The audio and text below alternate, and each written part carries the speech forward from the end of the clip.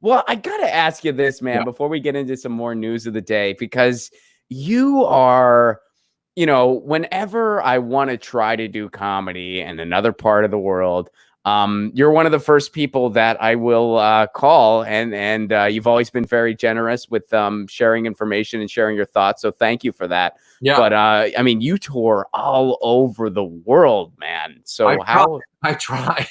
It's initially when I started performing in other countries, initially I was like, oh, I want to learn about these other countries. And what I realized was, I remember it was about, I don't know, 10 or so years ago, I was doing shows in the UK. And what I realized was, oh, I'm actually learning more about my own country. Because, it's kind of like, if let's say you're in a relationship with someone and it's a bad relationship, but you're so in love with that person, you don't see it. They're treating you like shit all the time.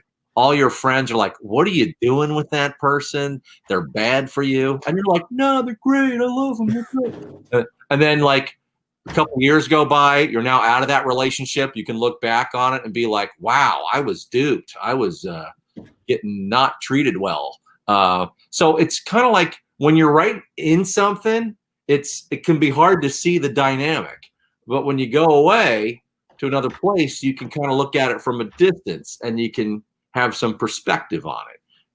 That's so whenever I go overseas to perform, I always learn stuff about those countries and as a result my own country. So it's I always find it very interesting. Like I was in Romania a couple of years. I did a show there, and I mean, you talk about like in general, so many people just having zero hope about their government. Hold on, that's Romania calling now. Yeah, man, they got a complaint. Yeah, I'll let that go. Sorry about that. No worries. No, but sorry. So it's like because they've been screwed over by every party that they have. So it's like, and that's like one of the dynamics here. I think we've talked about it before in this country, where there's still so many people who view, our two main parties as good guys and bad guys, and it's like, and what's interesting today is I've seen a fair amount of people criticizing Pelosi and Schumer for wearing the, I don't even know what the name of it is. I believe it was a traditional I believe it's called. And so they were wearing that, and people like the same people, and some of these people are black people who would always praise Pelosi for doing her clap or her ripping stuff up, were shitting on her for this. And it's like, I wonder if they're going to start making the connection. Yeah. Because but literally for 4 years, they've been like yes queen on Pelosi for everything she does.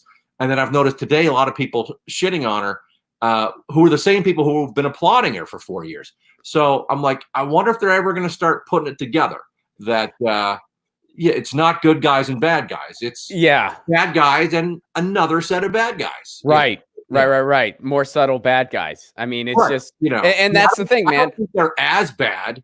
I think they're in some ways more annoying and a little less honest. I mean, the Republicans are so bad, but even though they lie all the time, I think there's an honesty to it because they make it clear they don't care about you. Right. They're like, we don't care. Go die. Democrats are like, we care, we swear, but we really don't. Clear on their racism and sexism and xenophobia too. For the most part. Where the Democrats are just what is it? Is it constant gaslighting? I mean, it seems like So, they're like the person that pretends they're your best friend, but they'll sell you out first chance they get. Yeah. So it's like earlier. The Republicans are like the cheerleaders and the quarterbacks from high school, and the Democrats are like the yearbook committee people. I like that. Does that make sense? Yeah, it does. You know what I mean? It's like, all right, you both want to fucking control shit and be popular, and the yearbook committee can't do it by just forming their own little oligarchy and treating everyone like shit in the school, like the popular kids. But they'll get that yearbook where they can fucking put it all in there and decide who's popular and shit. Yeah, and they'll still blow you off. They'll still be like, they'll be signing your yearbook like, oh my God, we're gonna hang out so much this summer because we're besties, and it's like, you've ignored me for 4 years, and we're for sure never hanging out. Why are you saying this right now? Right. So I don't know. That was one analogy I was thinking of recently. But no, I give so much credit to the mostly young people out there who are going out there in a disease pandemic, and they do believe in science. They're not like the open things up protesters a month ago who don't believe in science. The kids out there protesting, they believe in science, and they're still fucking doing it, which is impressive. Yeah. Social distancing the best you can, although it's not really much of an option, especially if you were in New York or LA recently. But and I normally go to protests a lot. Now, I'm not going to these because I'm 75 years old and I got to be safe. But if I wasn't a 75-year-old man, I'd be doing it. But got to do it first. Get your news on with Ron. Don't you want to know what's going on? We're getting our news on today. Get your news on with Ron. Don't you want to know what's going on? We're getting our news on today. You can tweet me an article at Ron Placone. We'll go through it together and